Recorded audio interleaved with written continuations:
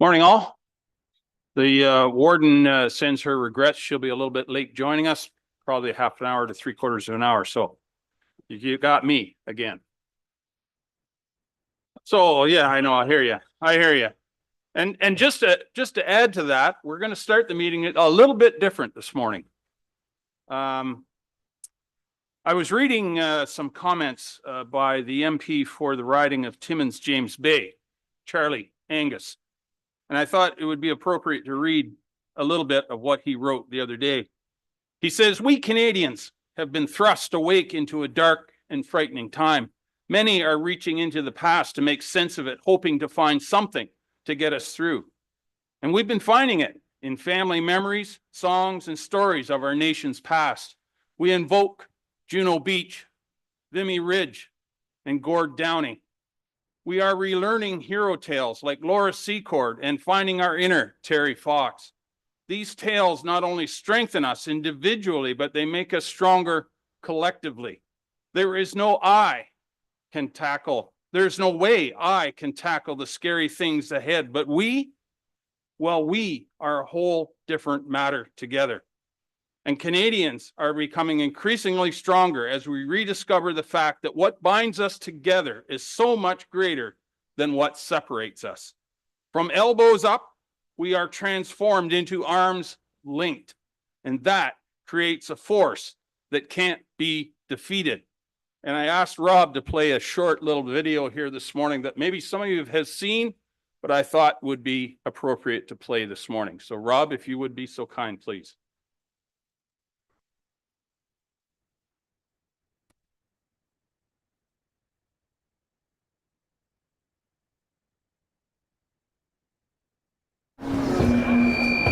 Hey, I know it's in our nature to cut a guy some slack, give him the benefit of the doubt, like maybe he was confused or just joking or just maybe really needed a double-double. But this isn't that guy. These aren't those people, and those are not the Rockies. They make a lot of mistakes. They mistake our modesty for meekness, our kindness for consent, our nation for another star on their flag, and our love of a hot, cheesy poutine with their love of a hot, cheesy Putin. They think they can bully us, threaten us, and push us around, but they do not know us. That artificially drawn line they keep talking about, not artificial, and it's not on a map. It's right here. This is the land that Terry ran, the land that Gord sang about. This is the birthplace of peanut butter and ketchup chips and yoga pants. It is the land of universal health care and the bench clearing for all, of innovation and optimism and getting her done. This is the land of the peacekeeper and the Shawinigan handshake. Are we perfect? No, but we are not the 51st anything. We are the first to unite in a crisis, the first to build bridges, not walls, and the first to stand on guard for thee. My name is Jeff, and we are Canadian.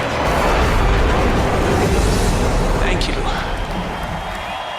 I've watched that dozens of times, and it gets me every time.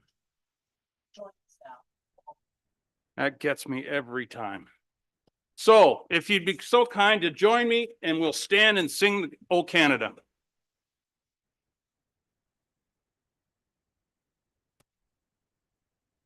O Canada, our home and native land, true patriot love in all of us command. With glowing hearts we see thee rise, the true north, strong and free. From far and wide, O Canada, we stand on guard for thee. God keep our land glorious and free. O Canada, we stand on guard for thee. O Canada, we stand on guard for thee.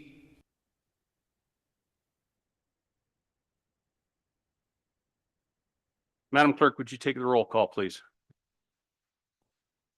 Thank you and good morning, everyone. Councillor Mackey, Councillor McKay, Councillor Carlton, Councillor Pringle, Councillor McQueen, Here. Councillor Nielsen, Councillor Patterson, Councillor Dickert, Councillor Kentner, Councillor Keaveney, Councillor Body, Councillor Gregg, Deputy Warden Milne, Present. Councillor Dobreen, Warden Matrosovs will be joining us momentarily. Councillor Bourdignon, I think sends his regrets at this time. Councillor Eccles, Councillor Hutchinson. Thank you. We have all members in attendance today with the exception of Warden Matrosovs at this time. Councillor. Thank you, Chair. Before we begin, I want to respectfully acknowledge that we are gathering on the traditional territory of the Anishinaabe Nation, the people of the three fires known as Ojibwe, Odawa, and Potawatomi nations. And further, we give thanks to the Chippewas, the Saugeen, and the Chippewas and Nawash, known collectively as the Saugeen Ojibwe Nation, the traditional keepers of these lands and waters since time immemorial. To our south lies the traditional territories of the Confederacy of the Haudenosaunee and the Six Nations of the Grand River. We are dedicated to honoring Indigenous history and culture and committed to moving forward in the spirit of truth, reconciliation, and friendship with all First Nations, Métis, and Inuit people. Is there any declaration of interest related to any item on this morning's agenda? Not seeing any. If one should arise during the course of the meeting, you can declare it at any time. We have some minutes of some meetings to consider. The first is the public meeting, OPA 25 minutes dated February 26th of 25. Someone care to move the adoption or the receiving of those minutes? Councillor Carlton and Councillor Mackey. Any discussion? All those in favor? That is carried. We also have the meeting minutes from the County Council and Committee of the Whole meetings minutes from February 27th. Someone care to move those? Councillor Keaveney. Councillor Nielsen, thank you. Any discussion? All those in favor? That is carried. We have Board of Health minutes. And is Dr. Era going to be joining us this morning? Sure.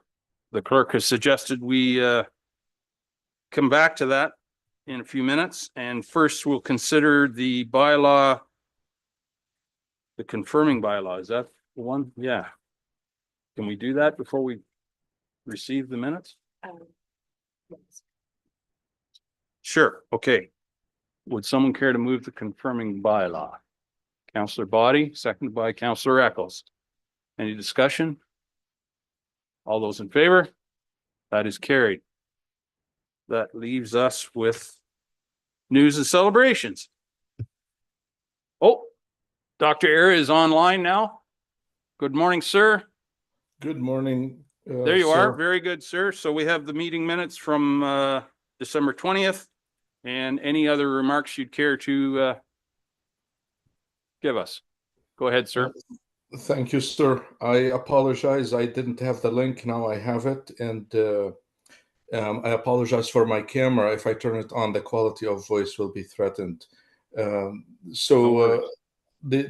only high point or good point to share with council is the measles situation in Southern Ontario. Obviously, there is circulation of measles. I wanted to reassure the public through the council and inform the council that there has not been any case after the November case in Grey Bruce that was recovered, and there was no further cases reported in Grey Bruce. We continue to receive reports of suspect cases, but none that was confirmed. And the other point was the new council, new board, the new board for 2025 had its first meeting in January and orientation, and everything is on track for a good year and good support of the health of the public in Grey Bruce. I will stop there, Mr. Chair. Open for questions as always. Thank you, Dr. Era. Are there any questions for Dr. Era? Not seeing any. We have a mover and second. No, we don't. We need a mover and second to receive those minutes. Councillor Eccles, second by Councillor Patterson. Thank you. Any discussion on the minutes? All those in favor? That is carried. Thank you very much, Dr. Era. We always appreciate your time. Thank you. Take care. Yep. Alrighty, that brings us then to news and celebrations. Kevin, would you like to come up and start your certainly good news? Please.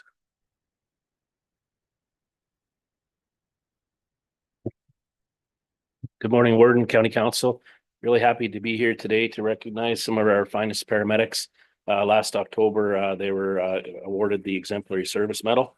I'll just give you a bit of information on that medal. And the Emergency Medical Services Exemplary Service Medal, created on July 7th, 1994, recognizes professionals in the provision of pre-hospital emergency medical services to the public who have performed their duties in an exemplary manner, characterized by good conduct, industry, and efficiency. To be recognized with this medal, it's not just about being a great paramedic, it's also about giving back to the profession and also giving back to the community, which is really evaluated highly in this. Recipients must have been employed with emergency medical services on or after October 31st, 1991, and have completed 20 years of exemplary service, and 10 years of that must have been on the front line. This is an elite club. At any given time right now, there's 11,000 paramedics on the road, and of all the ones that have retired since that time, there's only been 2,400 medals handed out. So very distinguished honor for these paramedics, and happy to have them here today. So you want to come up? We have Paul Sollers. He works out of our Owen Sound base and been there pretty much your whole career, I would say. Sherry, she worked mostly at our Owen Sound with Paul, but now she's also doing community paramedic and ends afloat. And Steph, I remember we started in Markdale a long time ago. No, I mean, not a lot time ago, we're not that old, but and she works out of our Craig Leith base now. Today, Melissa Kaufman and Shauna Schaefer and Brady Watson were able to be with us, but I definitely recognize them as well. So there's some certificates for you.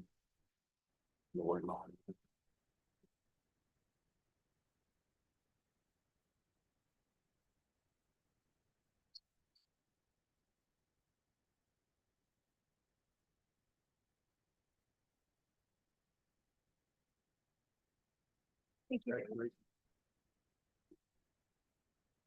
Thank you.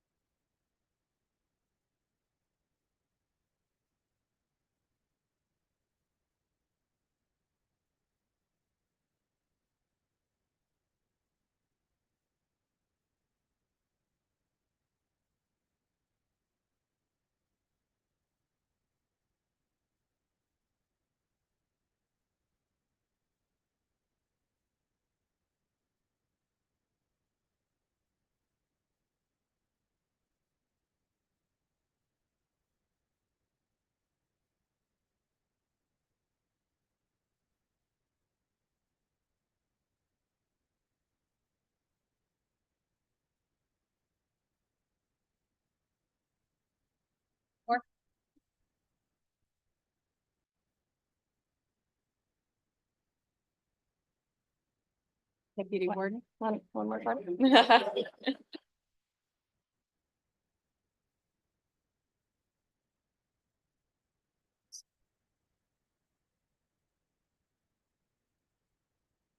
Sorry.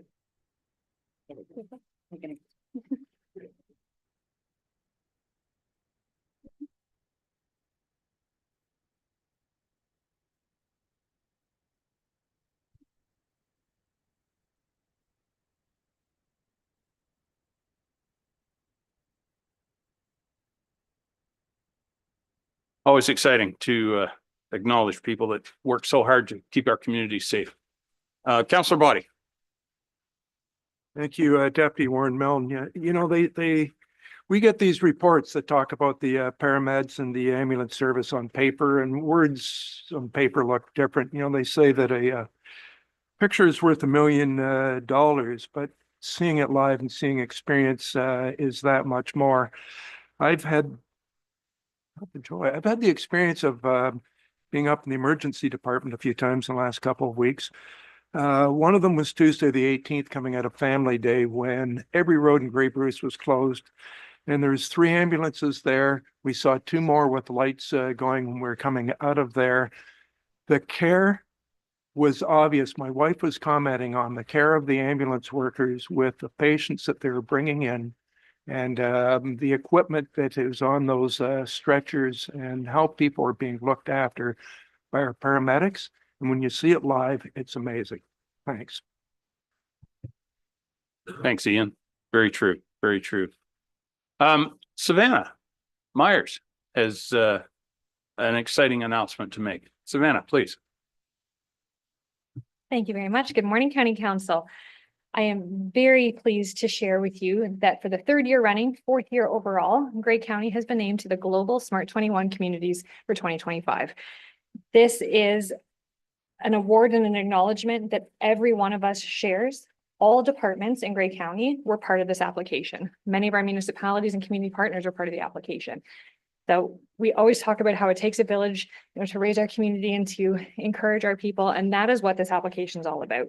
And I think that's part of the reason why we've been so drawn to intelligent community forums over the last several years, because it really is a whole of community approach. We're looking at how all of the pieces come together, how all of the players come together to make sure that nobody is left behind.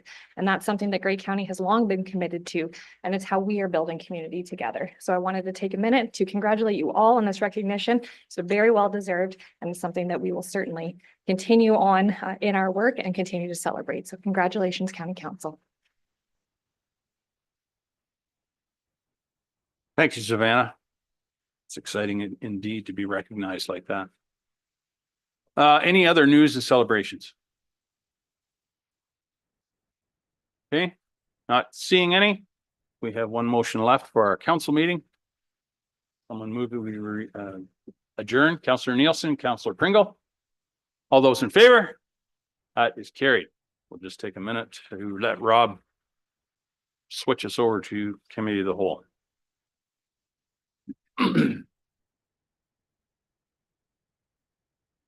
Thank you, Rob. I'll now call our Committee of the Whole meeting, March 13th, to order. Is there any declaration of interest related to any item on this agenda? Okay, not seeing any. And again, you can declare it at any time if one should arise. Business arising from minutes. We have or have had a notice of motion to consider a joint municipal services committee. Councillor Body, would you care to move that, please?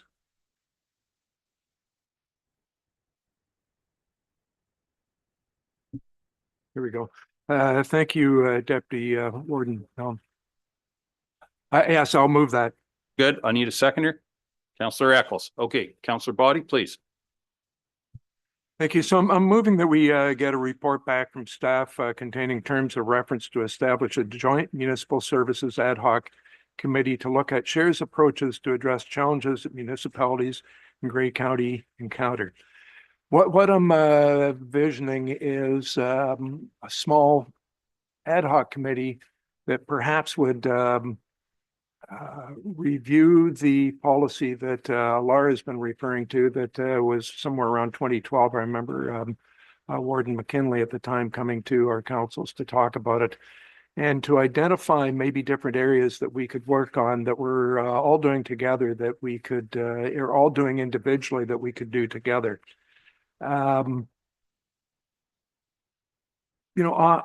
we will get together socially and say, there's something we could work on, that we should be working on this, and then it fitters away.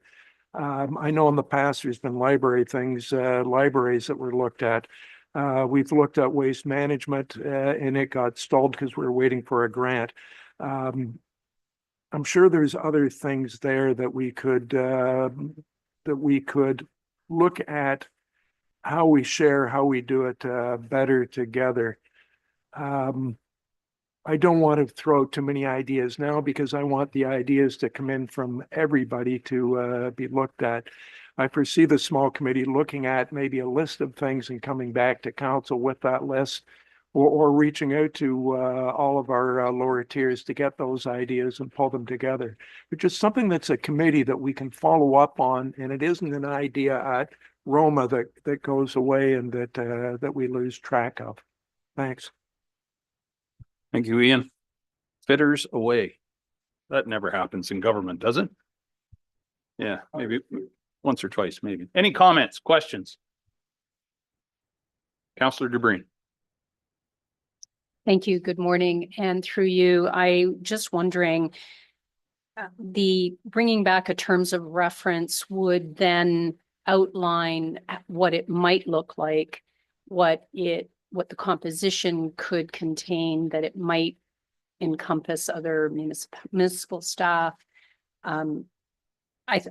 Normally we discuss the possibility of establishing an ad hoc committee and then do the terms of reference. But I'm thinking that through you to Councillor Body, that your idea is to flush out what it might look like, that we can then discuss it more wholesomely. Councillor Body. Yes. Okay. Yes. Yep. Any other discussion, questions? If not seeing any, I'll call the question. All those in favor? That is carried. Thank you. Thank you, Ian. We have no delegations this morning. Determination of items requiring separate discussion. The consent agenda is there. Does anybody require any of those to be removed for further direction? Not seeing any, I'll take a motion to receive those items in the consent agenda. Councillor Nielsen, Councillor McKay. Any discussion? All those in favor? That is carried. So that moves us to items for direction and discussion. First is the Ag Advisory Committee meeting minutes of March 5th. Would someone care to move to receive those minutes? Councillor Dickert, second by Councillor Keaveney. Thank you. Randy, do you want to speak to those minutes, please? Thank you, Deputy Warden, and good morning, everyone. So just to provide some highlights from the Ag Advisory Committee, Laurie Smith was re-elected as chair of the committee for 2025, and Blair Freeman was elected as vice chair. There was a delegation received from Shane McKenna of Creative Polymer Solutions on behalf of Switch Energy. The companies provide recycling services for agricultural plastics, including bale wrap, and they're interested in working with municipalities and local farmers on how to make that disposal process more accessible, more efficient. The committee provided some feedback on the disposal process, including some options to explore to make the process easier for farmers. So this information and feedback received from the committee will be explored further with local municipal staff through the waste management community practice. Sarah Johnson provided an update on the reviews of the beaver, coyote, and forest management bylaws. County staff are working to organize public meetings and open houses for those respective draft bylaws that are being considered. Chair Smith suggested an open house at the Gray Egg Services Boardroom in Markdale, and staff were supportive of that approach and are happy to work with Gray Egg Services to look at an open house date and time at that location. Staff will be releasing more information on this soon, including dates, times, and information on the county's website.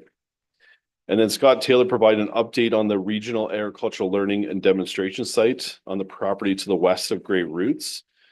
Development on this property requires a Niagara Escarpment Plan amendment.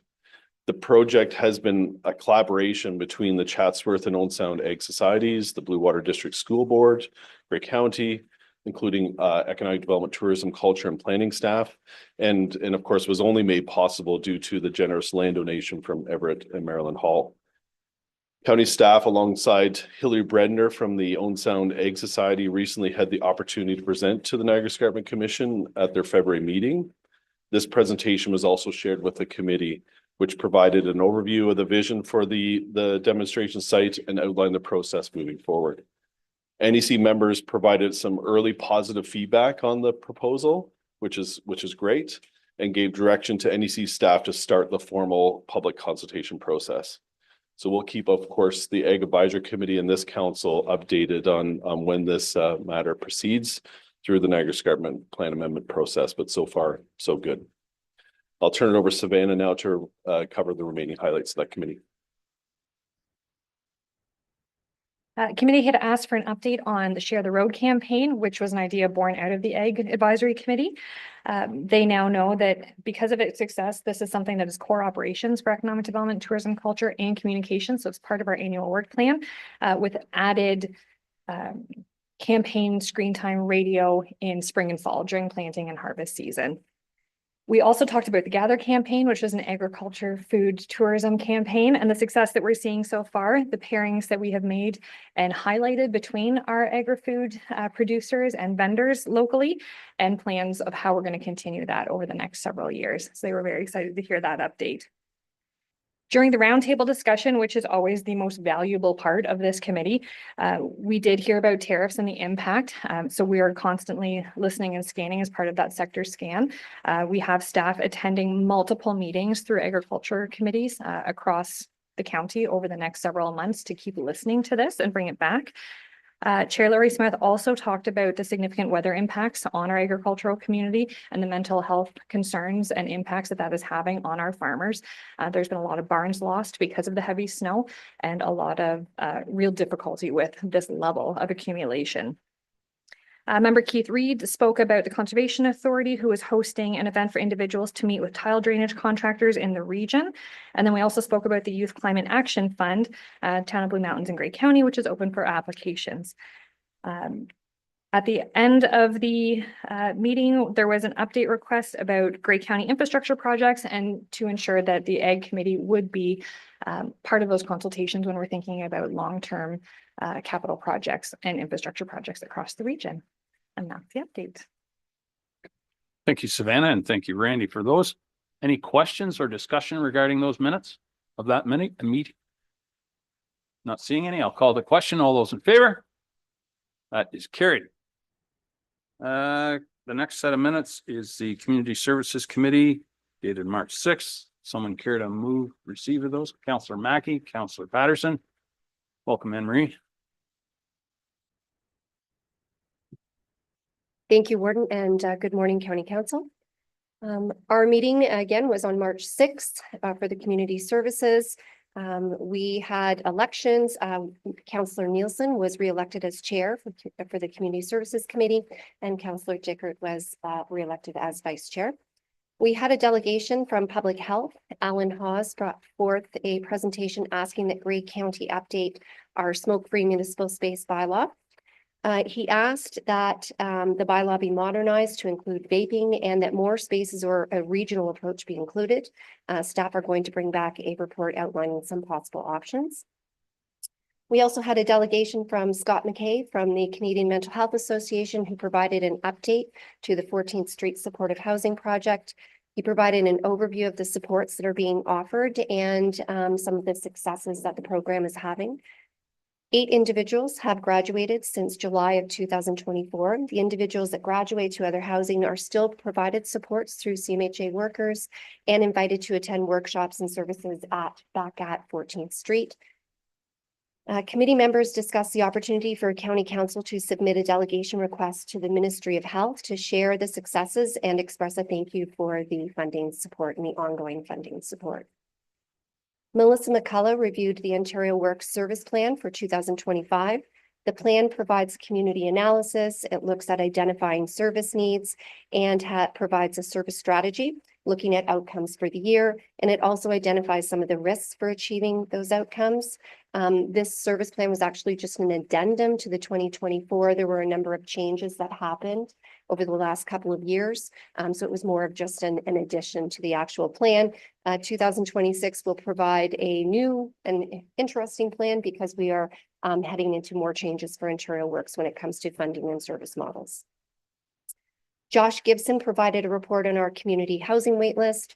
Our waitlist has increased from 913 applications in 2020 to 2,272 in 2024. just speaks to our ongoing housing crisis and the need for affordable housing.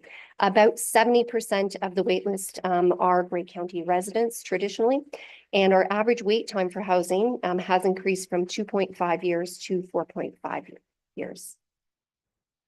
We also had a report on the last mile funding. The county put in 3 applications. This funding was capital funding through the province to build affordable housing, focusing in on people that are in encampments or experiencing homelessness.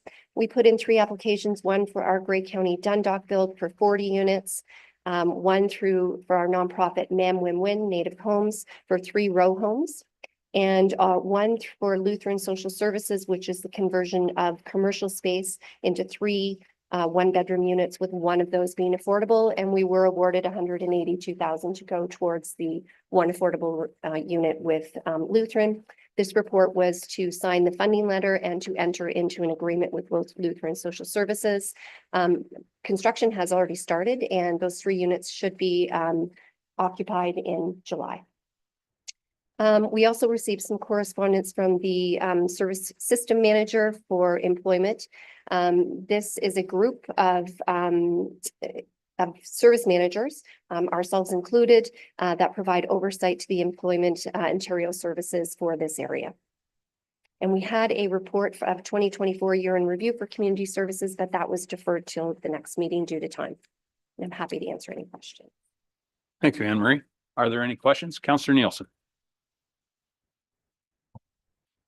Thank you very much, Deputy Warden. Just for clarity, the motion that's requesting a staff report to come back on the smoke-free bylaw, does that come back to the committee structure? Is that going to be planned to come back to the council as a whole? Thanks for the question, Chair.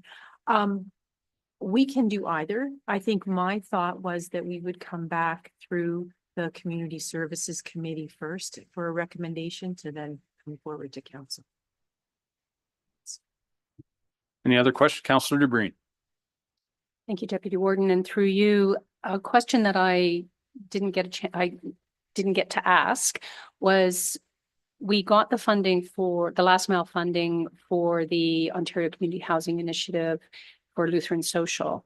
The other applications, are they still pending? Have they been denied? Is there another opportunity to reapply? What is the next step for that? Because right now we have a housing units that are not being occupied and 40 pending. So just if you could speak to that, thank you. It was one-time funding, so there is no more opportunity to apply for the last mile funding.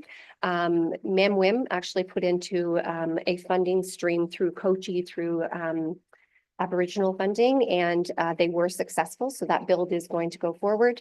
And our funding, we are still working towards a application with CMHA or CMHC for the Affordable Housing Fund through the federal government. We are working with our architect right now to get to that Class B estimate and final tender drawings. And once we have that, we'll be able to apply for the funding.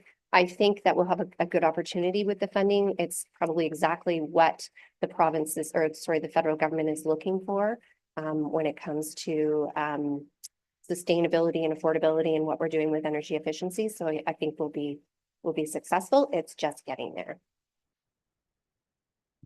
Thank you, Anne Marie. Any other questions? Discussion? Oh, Councillor Kentner, please. Thank you, Deputy Warden, and through you. I had made a note during the meeting that we're headed toward a 6-year wait list. I don't know, it says in the written report 4.57 years, but can you refresh my memory what it sounded as if if a family were to sign on today for housing, it would be a 6-year wait.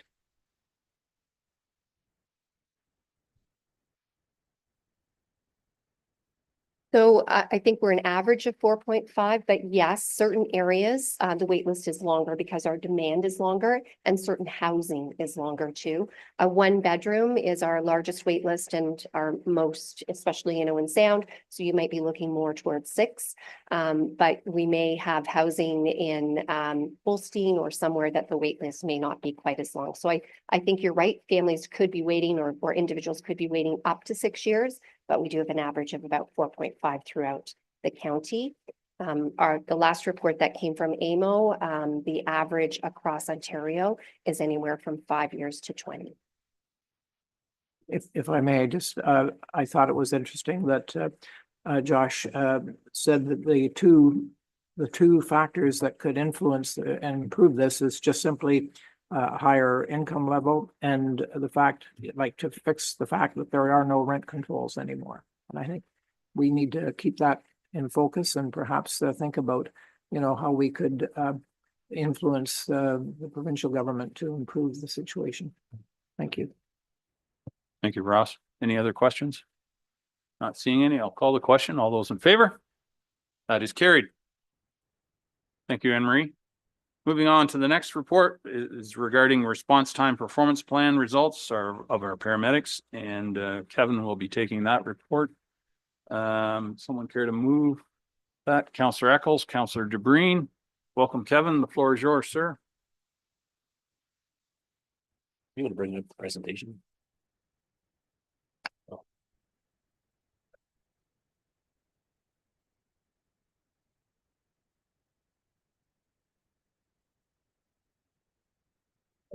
No.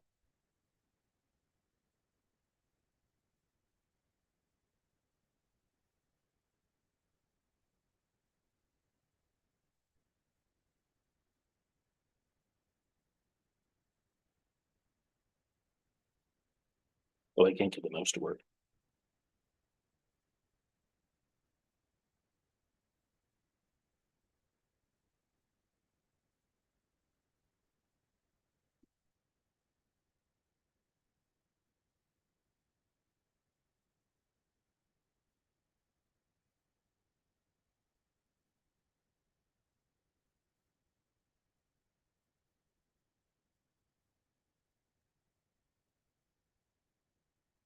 Yeah. I don't know if I have no control of it, but okay. I have my presentation back up. Okay, good morning again, everyone. Pleased to be here today to talk to you about 2024 response times. You have to, there was a motion on the floor. I forget if you, okay, good. So I just go. So the recommendation is that report PSR CW 0125 regarding the 2024 response time performance plan results be received and the results be submitted to the Ministry of Health by March 31st, 2025. So each year the county, we put forward in August a report to council to determine the next year's response time standards. And then in March of the following year, we report on the previous years, and those response times are reported to the ministry and displayed on a public website.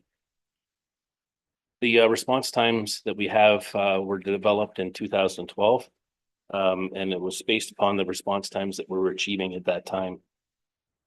The response times are measured based upon target response times across 5 acuity levels from CTAS 1 to CTAS 5. And it also includes sudden cardiac arrest, where the dispatch priority is a code 4 call.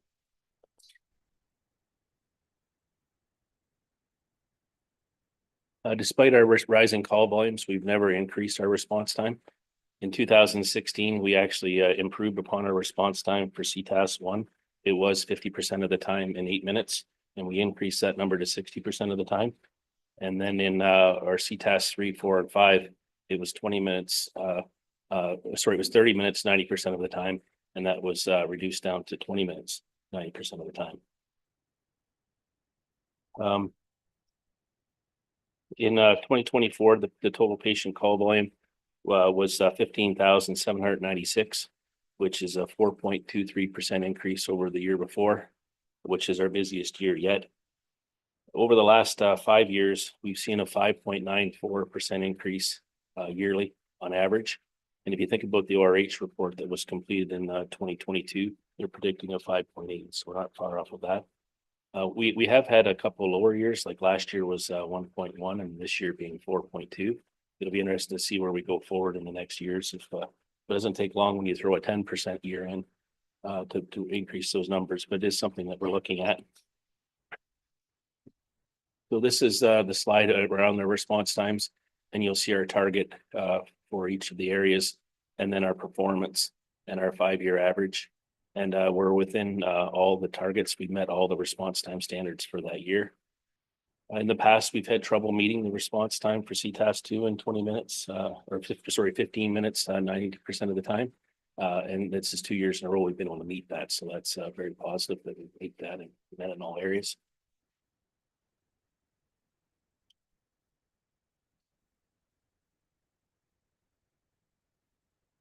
As far as reporting and developing response times, it is developed and reported on based upon a county, but we do break it down to show by lower tier. And it is recognized that in some areas of the county that there are lower response times than others. And we really hope to improve that based upon the ORH recommendations and us being able to move forward with the new base locations as we continue on implementing the recommendations from the comprehensive deployment review. So this year we're building the base in Feversham, and next year with approval it'll be Eaton, and then in 2027 Thornbury, and in 2028 Cobble Beach. So the next chart shows this, keeping in mind when you're looking at 6 and 8 minute response times, if that call doesn't happen right within that municipality, like where the ambulance base is located, it's very difficult to meet those targets. And you know, but we do things like, and that's one of the reasons we added first response in 2019. We had a couple of years where we weren't meeting our cardiac arrests. We were around 38%, but just adding that first response unit, it keeps units from sitting halfway in between locations, so they can sit right in the main centers where most populations are, where there's a greater chance of having a call. But it's a balance though, to be able to protect those areas that are most volume or about volume calls based upon our more rural areas. Where, you know, there's less calls, but definitely a lot greater distance to travel to get to them. Next slide here. This is another way we look at response times. And I would say it's probably about the best way to look at it is a 90th percentile. With the 90th percentile, it is truly what the public can expect under normal usage to get when they call an ambulance.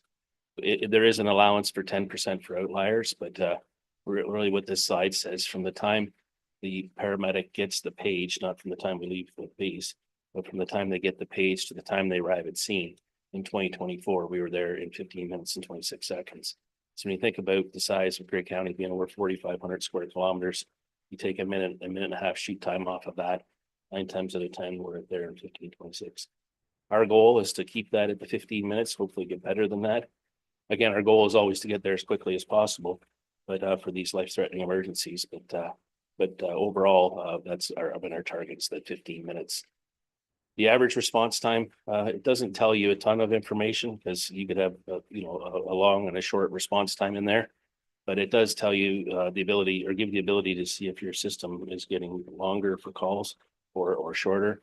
And I would say that we're based upon this, we're about the same as last year as far as that change goes.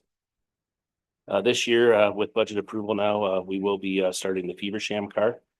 We start in June 28th, and it'll be additional 4 full-time positions. Any questions?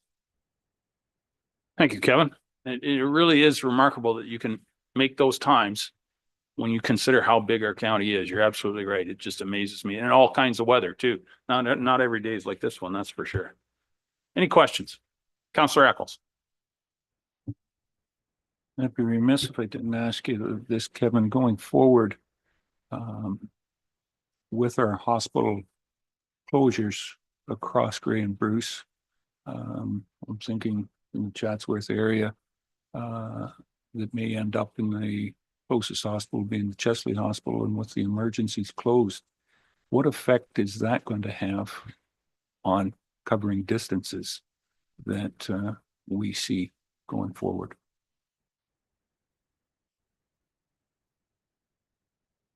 The majority of this will be around the longer we're with the patient, the longer we're tied up that we can't respond to the next call. So if we have to travel further, that's where we've seen in our review is that, it does impact us as far as the longer time with the patient and the longer travel time to the hospital. And then we also, we could be taking somebody to Mount Forest, which is outside of our area, and then have to come back. So there's a few things that does cause some issues with us. Any other questions? Yeah, oh, Councillor Gregg. Thank you, Deputy Warden. And through you, one quick question to the director. Are you able to expand somewhat on where, perhaps by location, the call volume has been most drastically increasing? Is it uniform across the county, or is there specific centers that are particularly driving that volume increase?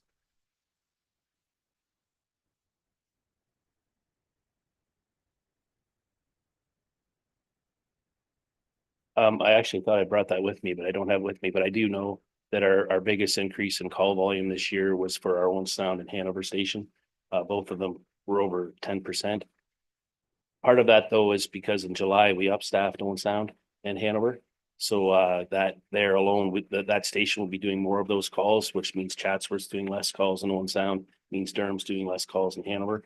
But those typically are our busiest areas, so where we've seen the increases.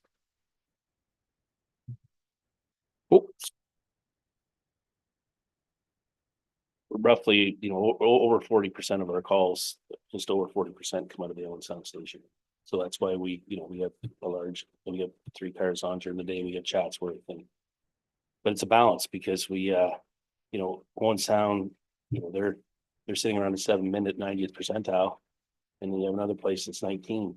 Like you got to trade that off a bit, even though like to increase in rural, but still understand that we still have to respond where our greatest volume is too. Thank you, sir. Any other questions? Councillor Mackey. Thank you, Deputy Warden. Good morning, County Council. Kevin, my question, Councillor Body brought up a good point about the quality care that our paramedics are providing in the hospital. You mentioned about the release time. Can you just comment on what work's being done with the hospital to try and get our paramedics out of the hospital in a timely fashion? Because I saw on Sunday spending a lot of time in Emerge sitting with my wife, saw how long some of our paramedics are sitting there, as well as police officers spending a lot of time. So instead of being out, on the job, they're sitting in the hospital. So what can we do, I guess, to try and get our paramedics released back to the community a little bit quicker? Thanks. It's interesting. When we first did the deployment review, we would have the odd day where we'd have a offload delay in Owen Sound, but we didn't have a lot. But since that time, there has been significant increases in offload delay in Owen Sound. We do see the odd time in Collingwood, Meaford, sometimes Hanover. But the majority is in Owen Sound, where we could have 2, 3, 4 ambulances tied up there. The hospital is doing everything that they can do. Like, they are working hard in this. They are a partner. Our supervisor works with the charge nurse there. So what we've done, we have what we call a fit to sit program. So there are people that use the ambulance service that are fit to sit. So that just because you call an ambulance doesn't mean that you're going to get prioritized to the back, that you'll be triaged like everybody else. And if you're fit to sit, that you will sit in the emergency room for appropriate people. We have 4 offload beds now where we can offload patients into beds and keep care of them there. That allows the paramedics to prepare their unit and clean their stretcher and be ready for the next call while they're waiting for the patient to be accepted. We have submitted funding for 2 years now, and we're going for our 3rd year for dedicated offload nurse funding. The first year, we roughly received about a half of what we needed. Last year, we received about a quarter of what we needed. And this year we put in again for full funding to have an offload nurse 7 days a week. That money is 100% funded by the province for the hospital to staff a nurse to look after those patients. We have met with the ministry and the representatives and told them our concerns and how we don't feel that we received the right amount of funding. Hopefully that helped. We haven't heard yet. We've resubmitted again. Yeah, so there's quite a number of things. I know the hospital, they've reconfigured their emerge. They are aware of it. They are doing whatever they can. Again, we're, like transfers, if somebody, needs to get moved, generally we don't do non-emerge transfers in the middle of the night, but if it needs to clear a bed, to open up another bed, working with the supervisor, we'll move somebody back. It's just stuff like that. It's a partnership. Councillor Body. If I can maybe hit the same topic, because I was asking at the hospital exactly that. This is a really busy day, and they said, no, actually it's not. But the beds upstairs are all full, therefore the beds all here in emergency are full, so we can't get people through. If you're closing emergency departments, Chesley or wherever, people are still going to have to go to emergency. So if they all end up in one sound, then they're there. And the difficulty of the waiting isn't necessarily how many people that are coming in, but it's the lack of beds. And sitting there, helped me realize that there is the problem with closing emergency departments in smaller hospitals. These guys know what they're doing. If somebody needs an MRI or whatever, they know where they have to go. But if they don't need that, they need a bed, they need some, care. That's where the smaller hospitals can fill in. And I think somehow we need to look at that differently, perhaps in the region. Maybe it starts at this table. I don't know, even though we've, consistently said it's none of our business. It's not our department. But I just wonder if there isn't a way of coordinating the hospitals and the hospital systems so that all the staffing isn't at one place that pushes the volume up in that and could be spread out differently. But it's not, when it's busy, but sometimes it's the lack of beds at that one facility that everybody's coming to. Wicked problems. Kevin, did you want to comment on that or? We do have the ability for the hospital to go on redirect. So they have the ability to, it's a hospital decision. They can actually redirect CTAS 3, 4, and 5 to the closest next appropriate hospital, which does help. And there are areas where dispatch will help, level out some of those areas where there's hospitals, but quite often with, 15, 20 kilometers in between, they are under the act, we have to go to the closest hospital unless there's redirect considerations, but that stuff can be looked at. It would be interesting to have conversations with the hospital corporations to see how they would support that, but something that we could look at. Thank you. Okay, not seeing any other questions. I'll call the question. All those in favor? That is carried. Councillor Gray. Thank you, Deputy Mayor. Just wondered, as I read the previous report, one question that I would have, and I'd like to learn more information reporting back, would be how does the modeling and the assumptions made in the servicing study for paramedic services perform against the results in the ORH review of a few years ago? And by the way, I don't think it was noted in the presentation, but those were outstanding results. By the way, so just congratulations to yourself and the department for response times that are outstanding coming through that report, Kevin. But this is very difficult to put you on the spot and ask you that question right now. So I'd like to make a motion that staff present a report back to council, which does speak to how the modeling and the assumptions made in the ORH study for paramedic services perform against the results which we've reported back to the province the last couple of years. As we know, it's extremely important that we maintain these response times, but it's a huge capital commitment and an operational commitment as we keep moving forward. And we've moved forward with the Durham base, the Feversham base, and in successive years to do 3 in a row. I'm just wondering if it's appropriate. I think it's appropriate that council should actually have a reporting back on where we stand in relationship to that ORH template that was to guide us a few years ago. And then we can make those subsequent decisions, whether we continue on that direct path for 26 and 8 and 27 and Thornbury or Cobble, or do we say, okay, you know what? We are actually attaining these targets. we're responding to call volume where it's coming in from the county. And perhaps those dates are subsequently 28 or 30 or 31, because we know across the county, we can't fix all the roads at the same time. We can't, you could protect residents better if you had a fire hall in every village. And you'd protect them even better if it was full-time staff. But there are limitations to what we can service. So I just think it would be appropriate that council had a report back on where we are performing against those assumptions from a couple years ago. Okay, I'll take all that as a motion, squish it down to something, but I need a seconder before we go any further. Anyone want to second that? Councillor Eccles, you'll second that. Thank you very much. Kevin, do you want to speak to that, please? Yes, our commitment when we did this 10-year plan, because it is a moving plan, and we just do our best estimates based upon ORH. And I feel that if you look even at the numbers of the 5.9 versus 5.8, they have been in the right area so far. The 3 12-hour cars, which again, your most expensive investment is in your human resources. Each car that you add, even though bases are expensive, it really is the staffing to staff those cars. The 3 cars that we implemented 2 last year and then the 1 this year were recommended for in 2022 to meet the 15 minutes. Because of budget, we'd actually push those out to 24 and 25. But what we have next year is where we don't enhance any staffing. It is just a base.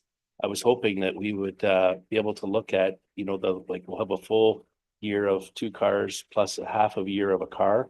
And how does that look? Then go back to ORH, because now we're 3 going on 4 years into it. And for the next increase in resources, which is 2027, that we'd see is it required? Is it something that we need to move forward with? That was our commitment from the start, was to be able to look at that. But that was what I was thinking. But again, I'll take whatever direction you want. But right now we're really only 8 months in with 2 additional cars. Like, it's hard even for me to look at it and say it's tough right now. Like, I don't know if we've had enough time, but that 26 year, we're not doing anything as far as upstaffing our most, expensive resource. That's where I hopefully will have a year and a half, and we'll be able to look at call volumes and where do we go for the next 3 or 4 years. I would hope to engage ORH again as a smaller.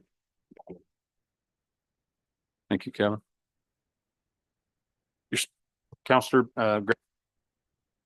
Thank you very much for the opportunity. I just think, as the director pointed out, in 22, it was pushed off for budget reasons, and then it was added a few years down the road, and we have been able to maintain those targets. So I just think that there is some value in council having a report back, because it has been demonstrated by staff that not necessarily do you have to just push forward every year with these bases. There is potential to actually step back and push it back a year or 2 here or there and reevaluate. So thanks. Okay. Any other discussion on the motion? I'll call the question. All those in favor? Those opposed? That motion fails. Okay, thank you, Kevin. Appreciate it.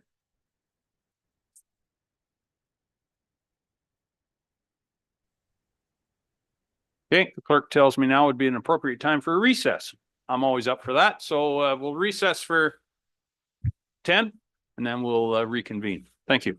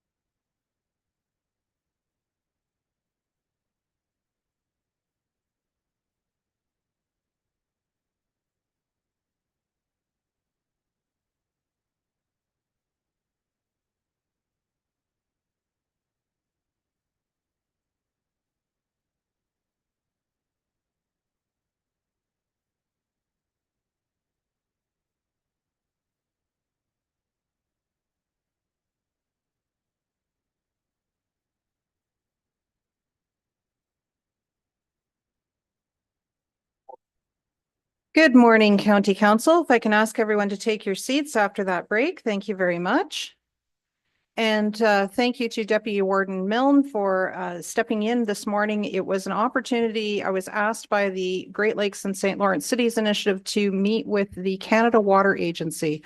And it was a vital conversation that we needed to have as a roundtable. So I can say that we were well represented there, both ourselves as Grey County, but also around Georgian Bay. We had good representation. So thank you very much for that opportunity. I knew I was leaving you in good hands with Deputy Warden Milne, and evidently the agenda does not leave much left. So thank you very much for that. So with that, we will continue to go to item 7D, which is now report PDR CW 1825, and it's with regards to the rail trail parking options. The recommended motion is that the report PDR PCD 1825 be received, and that snow removal and associated budget for plowing at the Markdale CP Rail Trail lot be considered as part of the 2026 budget discussions.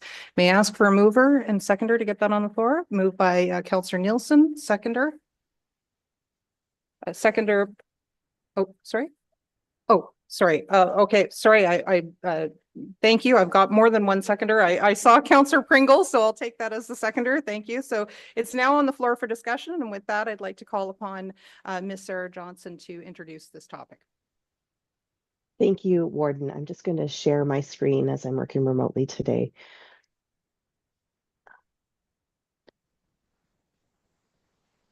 Can everybody see that?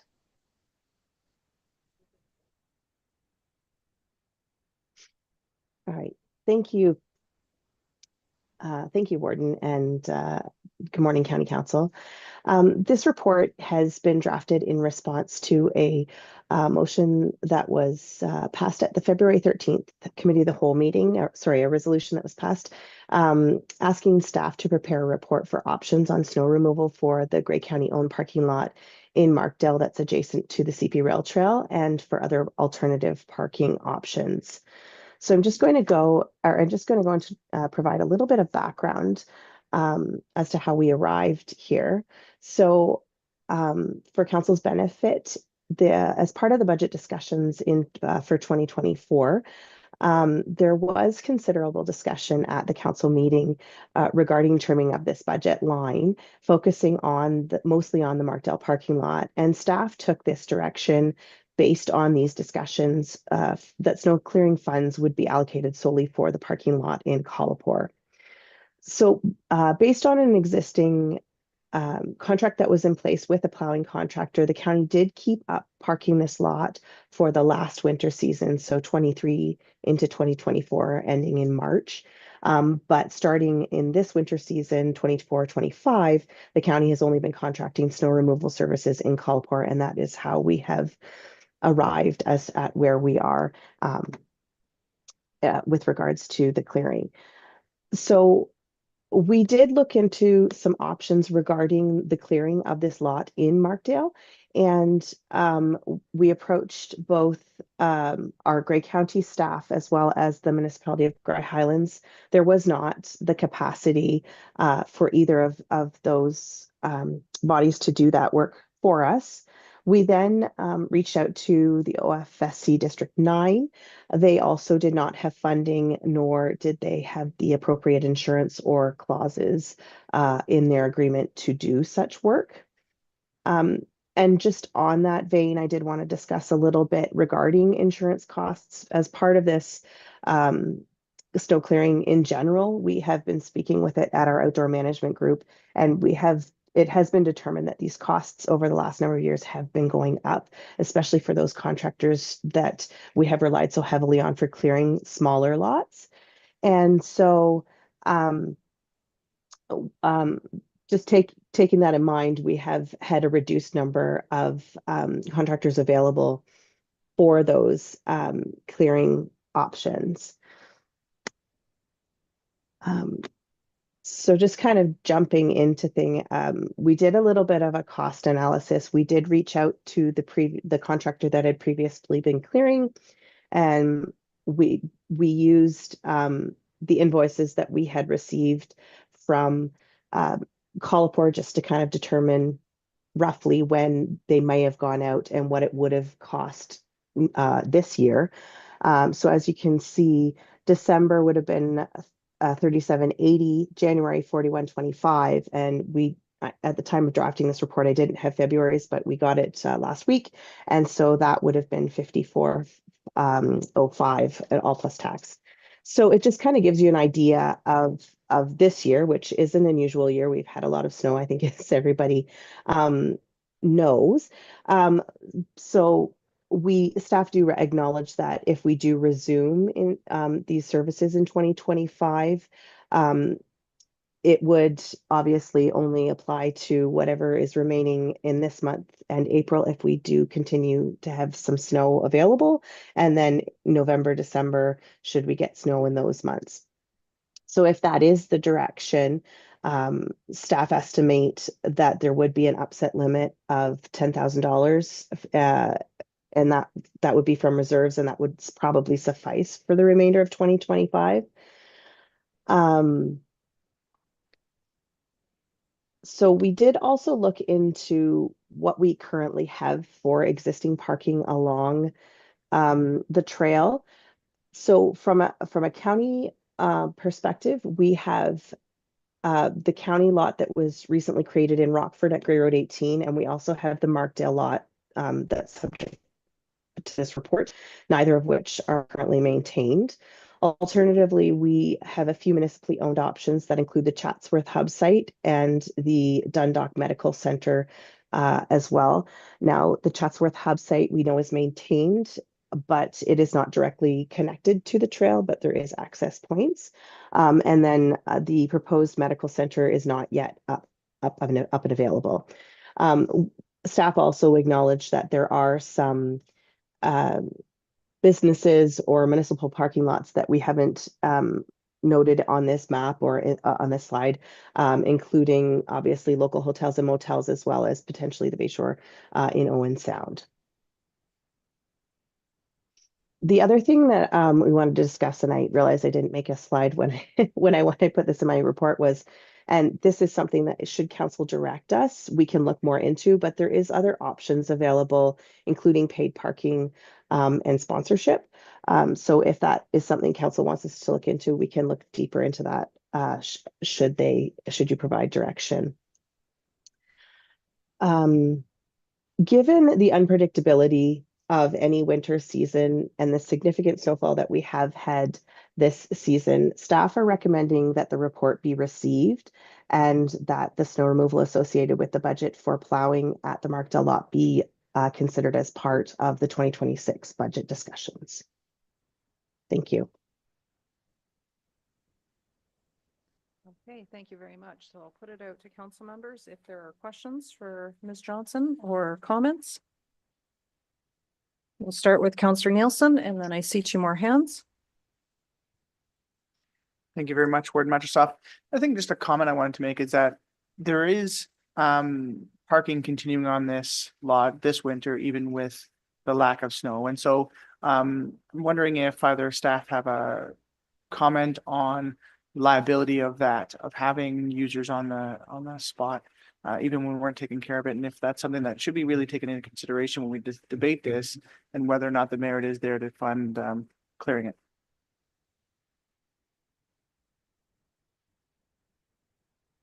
So I can speak to that. We did take this through you, Warden. We did take this into consideration, knowing that this lot wasn't going to be maintained this year, and spoke with legal and insurance or legal staff regarding what we should do. So we have posted a sign at the site that does indicate that there is no winter maintenance. Obviously, that hasn't stopped people. We are aware of that, but I believe that has some merit in keeping us protected from a liability perspective. That's good. Okay, next we'll go to Councillor Mackey. Good morning, Warden. I don't think we need to include this in the 2026 budget. I think there's other parking opportunities along the rail trail, and this is just money that we don't have to spend. in a tough budget year, we decided that we didn't require that parking, and I still believe that that's the case. Thank you. Okay, thank you very much. There was a hand over here. Was it Deputy Warden? Oh, no. Oh, okay. We do have one up here on the screen. We'll go to Councillor McLean.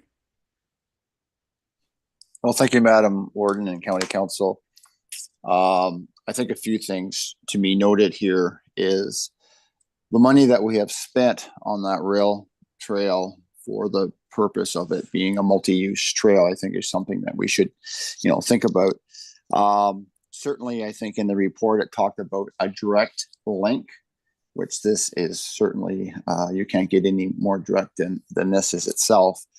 I think maybe I support the resolution that's there for to consider in the 2026 budget.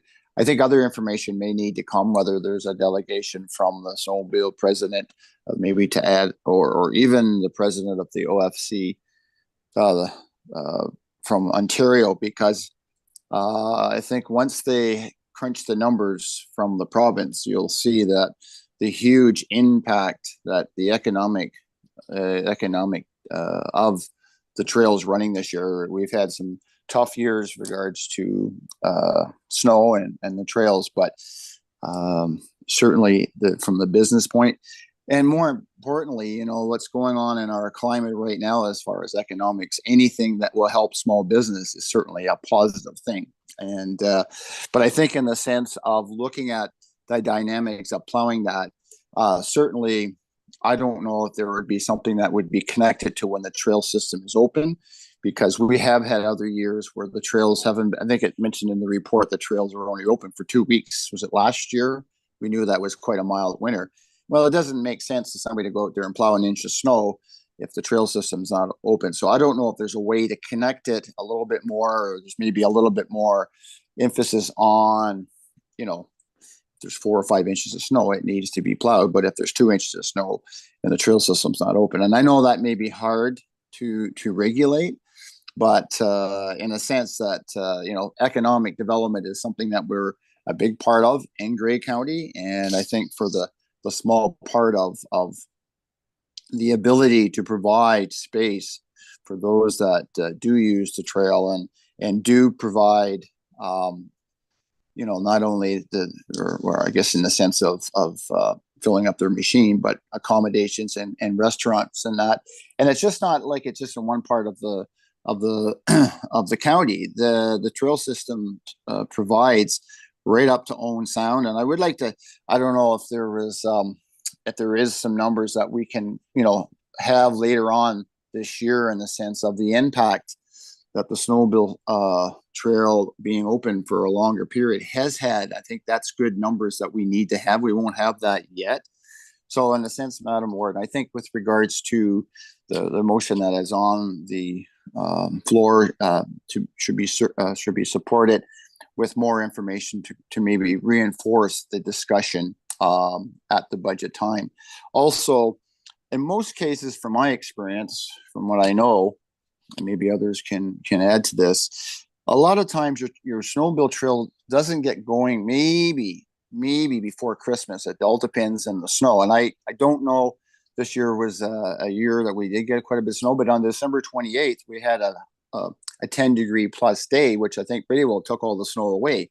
So, probably your core months would be January and February when you get, the most snow. We've had, more snow this year. I know I was looking at my photos and we had snow on the 29th of November. So, but, it does take time, maybe not so much in our region, but other areas for, the cold weather to set in, to freeze up water courses, certain water areas and stuff like that. So you may get a snow in the early seasons, but this trail system, and that would be information I think that you could source out from the snowmobile clubs, is when is that core time on the average when that the trails are open. And it's pretty tough, I think, over the last few years to see something open before Christmas. And if it is open, and that's a bonus, and that type of thing. So I would look at it if we could consider this in the 2026 budget, that there would be some consideration on the sense that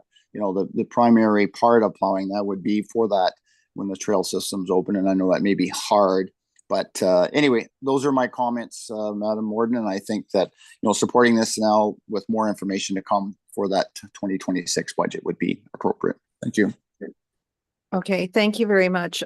We do have some other hands raised, so we'll go to Councillor Gregg next. Well, I'm going to disagree with the comments I just heard. I'll still have lunch with my colleague when he's next in the chambers. But last year, I'm reminded that you spoke to council and you were the individual wanting the lowest tax increase that we could provide for the residents. I remember that vividly.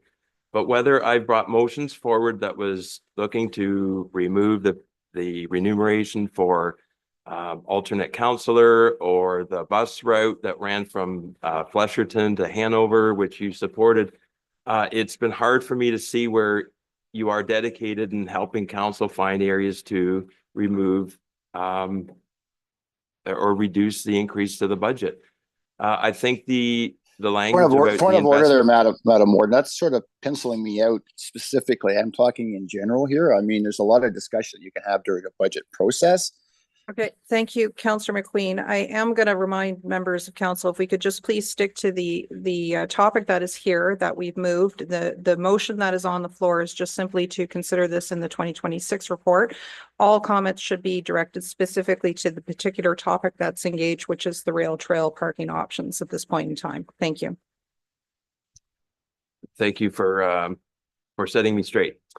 I would like to note that I think the investments in the rail trail are a little outside of the winter seasons. The snowmobile season is different than the granular base and improvements that were largely made on the trail, and I've cycled it.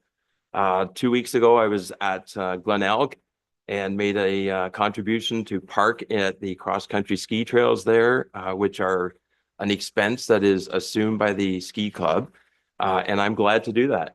I think I struggle with, and I agree with Councillor Mackey's comments. I don't think it's I don't support putting this in the budget. I think for the most part, most residents of Grey County wouldn't support putting this in the budget. I would support looking at paid parking further, because for me to read that, let's see, there was language about affordability being a concern, but largely we might be speaking about people who are driving expensive pickup trucks with a trailer with a $10,000 to $15,000 snowmobile. I would politely disagree with language that paying for snow removal is unreasonable. I think that's absolutely reasonable and akin to various other organizations who ask their membership to pay for use. Chatsworth, we learned at the last time we discussed this meeting, municipally, they cover some snow removal to encourage parking. And I think if you're that dedicated in Markdale, perhaps you look further at that possibility. There's opportunities here in Owen Sound as well. One of the motels is well serviced. Snowmobilers park there. But I think if anything, we should be looking at a paid parking model. If the snowmobile trails are closed, then you just put a sign up and the parking lot's closed. I don't think it has to be that difficult. Okay, thank you. I see a pause and hands around the council table. I'm going to look to CAO Wingrove. Thank you, Madam Warden. A couple of things. First of all, just for council's interest and awareness, we are working on a staff report that will talk about what our kind of winter experience was this past winter. How did the amount of snow that we received, how does that really compare in a historical context, and what some of the impacts to the county have been across a number of different departments. So we are bringing something forward to that effect, just for your interest. With regard to the specific situation and the parking lot, in my mind, I wonder if this isn't a service level discussion. And I think one of you brought up the point that, for those times where there really has been a significant snowfall, maybe it makes sense to clear at that time And there's less of a need to be doing this on a recurring basis, but I will look to Sarah in a minute to make a comment about our ability to contract snow clearing services on an as needed basis, because I know, you know, we've run into it with parking lots and that given the insurance costs and everything that the operators incur, it's very difficult to get someone to sign up to come 2 or 3 times a year.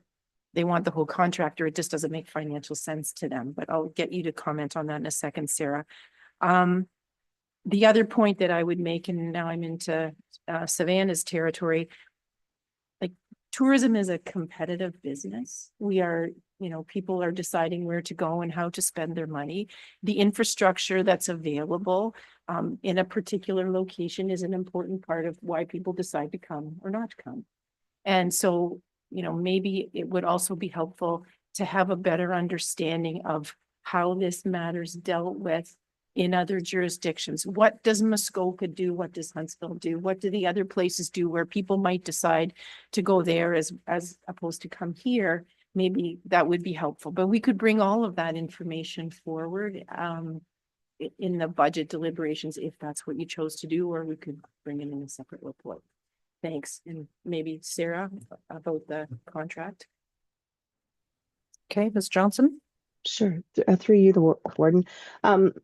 Obviously, it's not something we have investigated or had any discussions with contractors about. I think given the discussions that purchasing staff had with the previous contractor, there was interest in restarting a contract. But I would think there might be some difficulties as the CAO has pointed out, procuring somebody just to do it on a on-call basis. And again, there could be some difficulties from an insurance and liability perspective if we're only clearing it at certain times. There is a standard, as I understand, that needs to be adhered to if we are clearing it. I think some discussions that I had with legal staff was either we're clearing it or we're not. So it does make it a little bit more challenging. It's certainly something that we can look further into. Okay, thank you. And if I could just take a moment to offer the floor to Director Myers. Thank you very much. I think Kim's point about looking at what other jurisdictions do does make sense.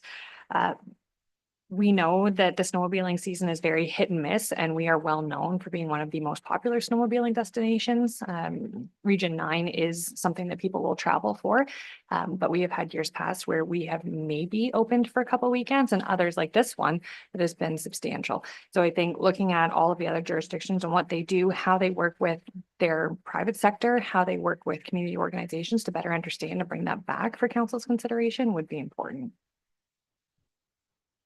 Okay, and let me just pose the question then too to CAO Wingrove then, with the kind of contextual information such as the impact of this winter on all of our operations and services.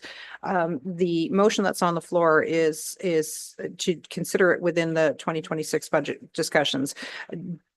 Do you need further direction that might need to be in the form of an amendment to the main motion in order to add that? Or as you said, is that work that's already in place, doesn't need direction from council because it will be happening?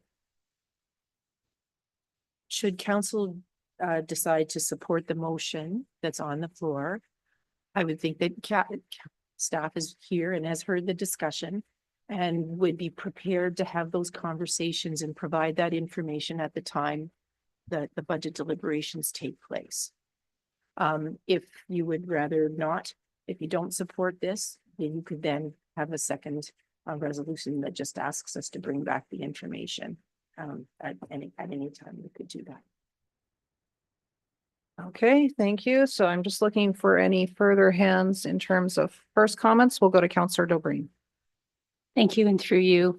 I was wanting to feed off of the paid parking aspect that Councillor Gregg mentioned, and it's mentioned here in the report, paid parking and sponsorship. And in conversation with my colleague, we're reminded that our conservation authorities have a paid system, whether that is a seasonal permit, a monthly permit, a daily parking, and it helps tremendously with revenue generation to help cover the costs of the snow clearing in these various parking lots. So through you, Madam Warden, with the report that staff are working on, would staff require direction to include paid parking exploration and or will that be part of the exercise for our budget deliberations? Because I'd be prepared to provide that direction if needed. We'll go to the Deputy CAO. Thank you, Madam Warden, through you, to the question. I think it'd be helpful if council is interested in exploring that as a potential option to provide separate direction to staff, and then we bring back a report. It's also noted in the report that we, of course, have the building and facilities manager that's scheduled to also be onboarded this year.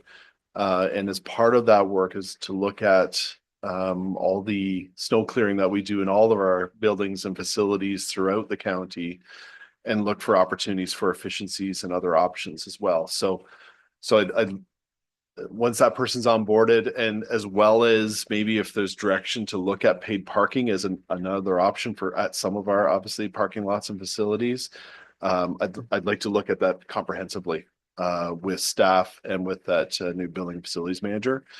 But again, if that's what council's looking for, I'd ask for maybe a separate motion and to direct staff to bring back a report regarding that, which the hope would then be prior to our budget deliberation, so you have that information. Okay, follow up, Councillor Dobreen.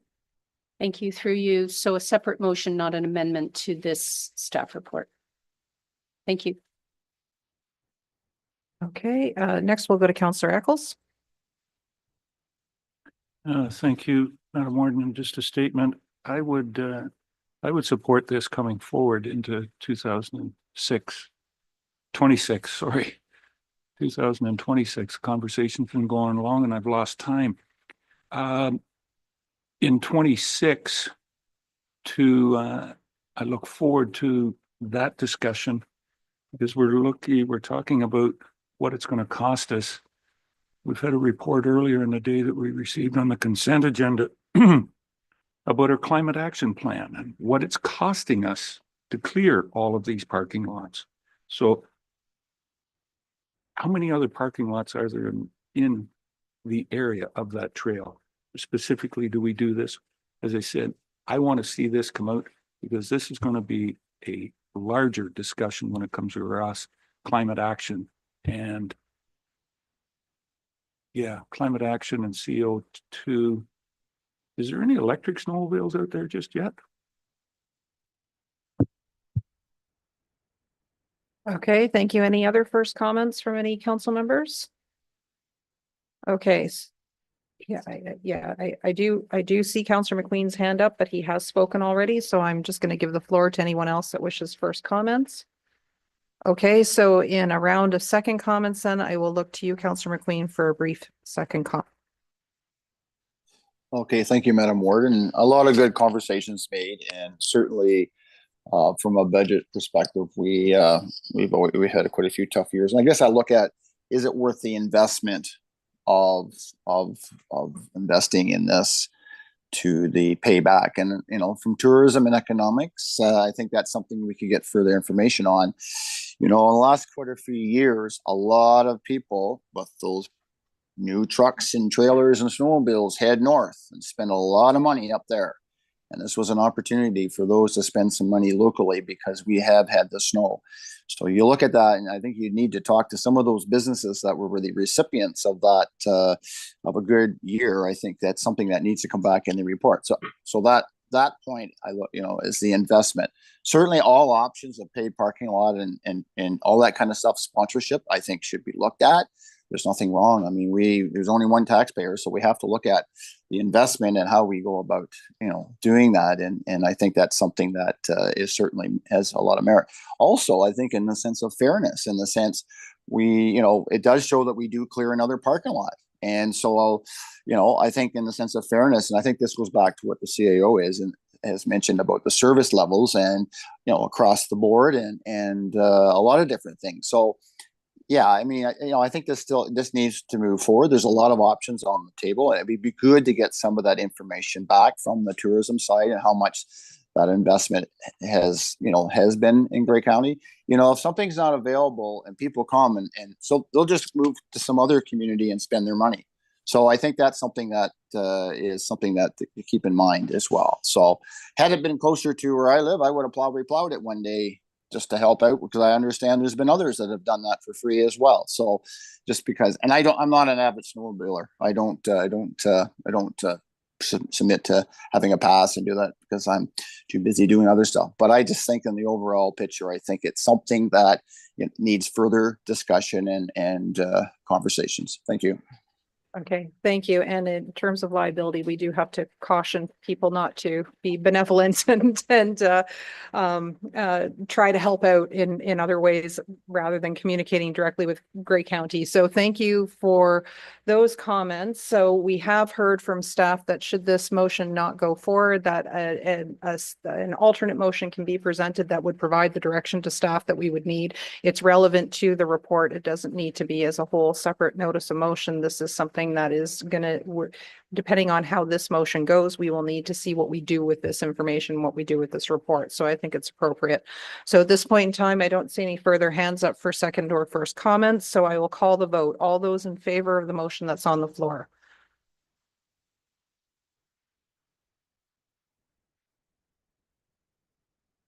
Okay, I see that this motion has failed. Okay, thank you. So with that then, an alternate motion to put on the floor, Councillor Dobreen, you had offered to put something forth.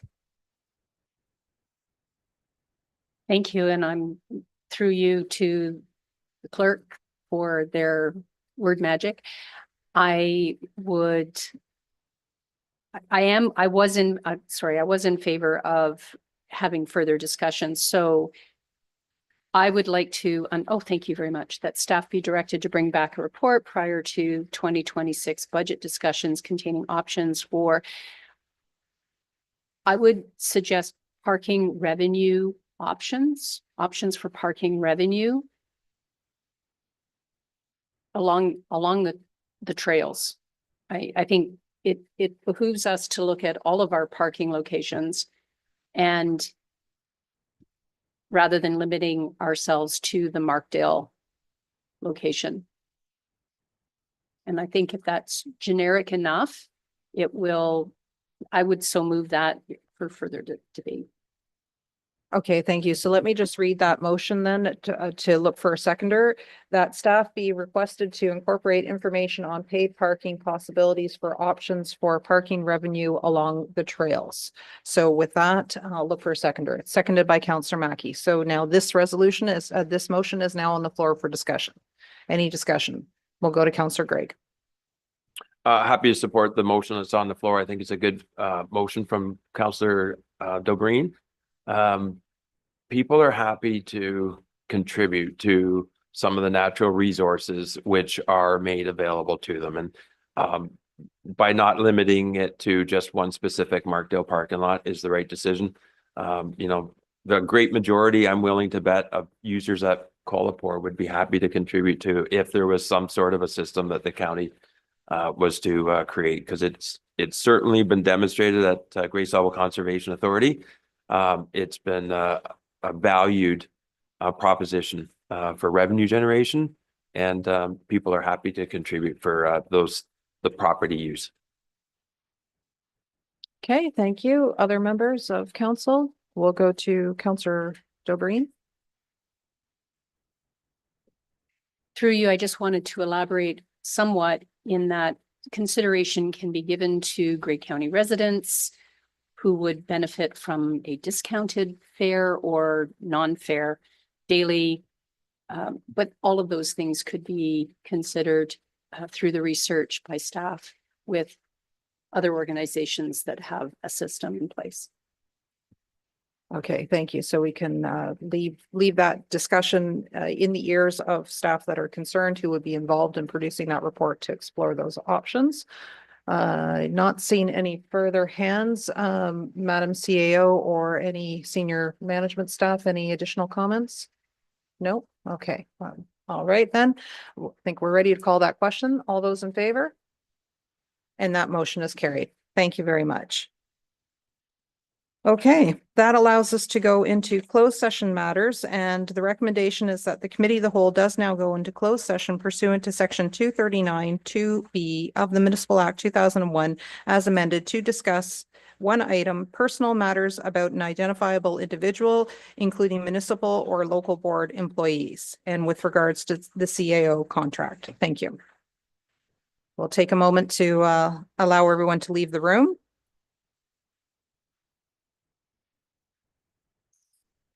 Oh, sorry.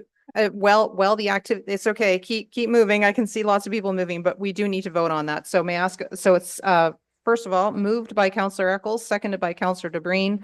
All those in favor? Thank you.